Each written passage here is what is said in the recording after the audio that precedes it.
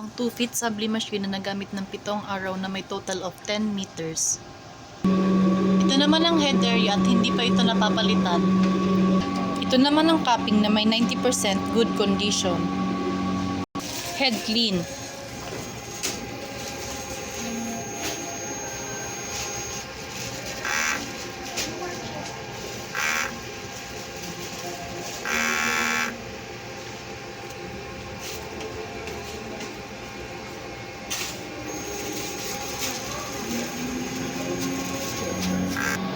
Nozzle test.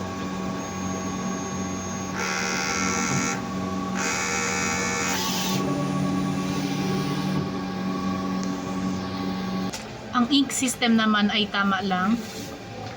Dito naman ang mga used ink. At dito naman ang mga unused ink.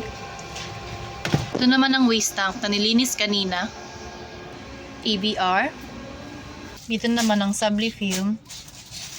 Daily output recording, wala naman kaming consumable withdrawal. Ito naman ang weekly physical inventory. At ito naman ang maintenance checklist. Thank you.